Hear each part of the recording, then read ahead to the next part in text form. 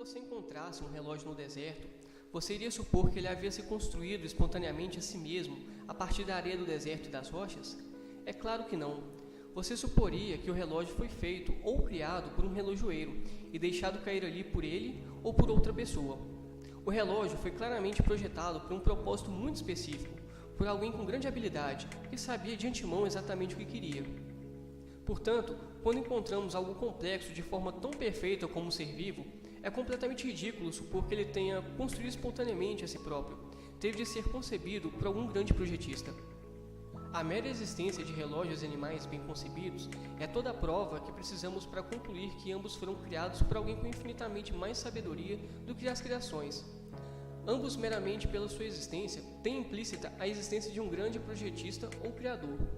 Os relógios não evoluem simplesmente, nem os animais, ou as pessoas. Logo, a evolução é logicamente absurda, e, por extensão, qualquer pessoa que acredite nela é um idiota ilógico. É mais ou menos assim que a analogia geralmente é apresentada, e parece bastante convincente à primeira vista. Provavelmente, alguns criacionistas veem isso como uma prova lógica e irrefutável que destrói completamente a evolução e todas as suas obras. Mas espere um momento.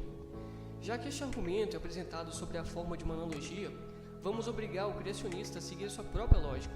Para uma analogia fazer sentido lógico, as duas coisas que estão sendo comparadas precisam ter muito em comum, não apenas uma característica proeminente.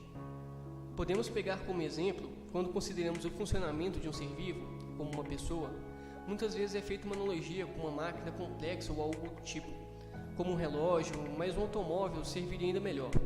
Ambos precisam de combustível, ambos produzem calor e desperdício, ambos se gastam com o passar do tempo, ambos transformam energia química em energia mecânica, ambos têm muitas partes pequenas e importantes, etc. Mas a analogia do relógio no deserto não é sobre como as coisas funcionam, é sobre de onde elas vieram, ou realmente como apareceram. E quando pensamos nisso a fundo, chegamos a algumas conclusões interessantes. Lembre-se, é suposto a analogia funcionar desta forma. Assim como um relógio não se constrói espontaneamente, é necessário ter um construtor que o fez exatamente como é. Da mesma forma, um animal não se pode construir espontaneamente e também precisa ter um construtor que o fez exatamente do modo como é presentemente. Vamos começar por aqui. Os relógios não apareceram simplesmente no mundo com a forma que tem agora. É um fato muito óbvio que eles evoluíram assim como os instrumentos musicais, os carros, os celulares.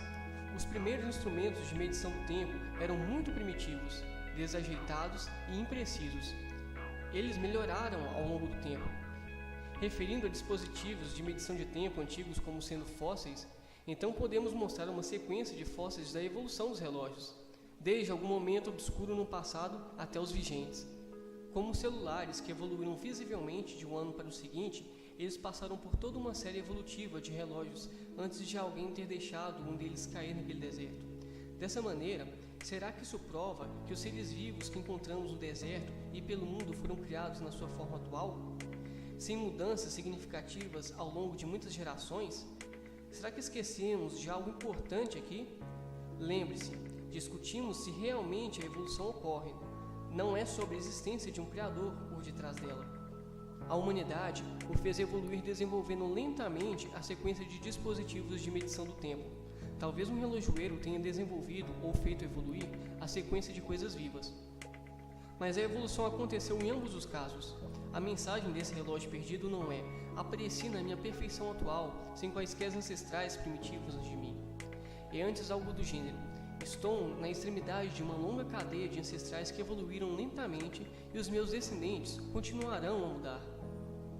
Será que encontrar no deserto um relógio feito pelo homem mostra de algum modo que os animais foram criados nas suas formas atuais através de magia ou milagres há alguns milhares de anos?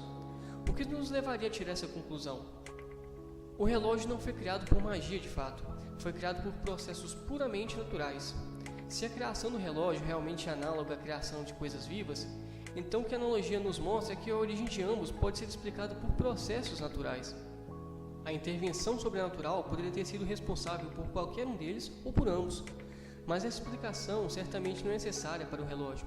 Se obrigarmos ao criacionista a seguir a lógica da sua própria analogia, então o que a analogia prova, se é que ela prova alguma coisa, é que criações bem concebidas podem ser produzidas naturalmente, em pequenos passos incrementais. Não é necessário qualquer magia. O ponto da analogia é que coisas como relógios e animais não se constroem espontaneamente. Bem, isso está parcialmente correto, e é aqui que a analogia deixa de funcionar. Qualquer analogia só pode ser esticada até um certo ponto. O automóvel deixa de ser análogo ao ser humano quando começamos a falar sobre pensamentos ou emoções. E os relógios deixam de ser análogos aos animais quando você começa a falar sobre como o item individual é construído. Os relógios, afinal, nunca dão à luz a pequenos relógios bebês. Um relógio individual é evidentemente sempre construído por algo exterior a si mesmo. Um relojoeiro humano ou robôs industriais. Todos os animais que já vi construíram-se a si próprios, de forma muito literal. Eles assimilam matéria geralmente não viva dos seus meios, processam-na quimicamente e transformam em partes do animal vivo. No caso de mamíferos como nós, as nossas únicas partes que são diretamente feitas por outros são as células do espermatozoide e do óvulo, que se unem e se subdividem nas nossas primeiras células. Depois disso, durante o resto de nossas vidas, assimilamos matéria do exterior e incorporamos em nossas próprias partes do corpo. Inicialmente, essa matéria nos é fornecida pela nossa mãe, mas ela não nos faz, apenas fornece a matéria-prima. Nós absorvemos, manipulamos, construímos a nós próprios e nos livramos do que não é necessário. Mas tudo bem, eu sei. A questão é o primeiro animal. Como é que ele poderia ter se iniciado?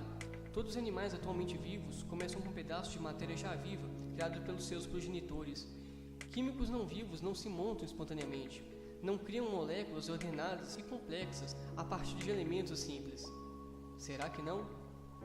Se o sujeito chegar ao ponto de dizer isso, já revelou sua ignorância acerca da química simples. Elementos e moléculas simples combinam-se espontaneamente a todo momento para formarem moléculas mais complexas. Quando foi a última vez que você encontrou algum hidrogênio solto na Terra? Todo hidrogênio combinou-se de forma espontânea com outros elementos para formar moléculas mais complexas. Se você libertar algum hidrogênio, ele não vai ficar livre de combinações durante muito tempo. Os átomos de carbono, especialmente, têm uma tendência para se combinarem e formarem espontaneamente todo tipo de moléculas complexas, que por sua vez combinam-se para formar polímeros muito complicados e megamoléculas. Algumas dessas combinações até são autorreplicantes, se os materiais necessários estiverem disponíveis. Nós normalmente não vemos moléculas montando-se a si próprias para formar sistemas vivos, mas isso só teve de acontecer uma única vez. Daí em diante, a tendência natural da vida tem sido montar-se a si própria, espalhar-se e evoluir. Quando descemos ao nível das moléculas ou de pequenas coleções delas, a linha divisória entre o que é vivo e o que não é vivo torna-se bastante indistinta. De fato, um dos critérios básicos usados na biologia moderna para distinguir sistemas complexos vivos e não vivos é exatamente que sistemas realmente vivos têm a capacidade de evoluir à medida que se reproduzem. E se por dogma estivermos inclinados para a ideia de um criador, ele certamente pode ter arranjado essa primeira combinação improvável. Ele até pode ter dirigido toda a evolução desde então. Bom, mais uma vez, o ponto da analogia do relógio no deserto era supostamente que a evolução não ocorre, nem poderia ter ocorrido. Mas os relógios evoluíram, e a sua incapacidade de se construírem a si mesmos nada tem a ver com a capacidade óbvia dos compostos químicos e coisas vivas de se construírem a si mesmos a partir de materiais disponíveis. Então, ao analisar os fatos, a analogia não se sustenta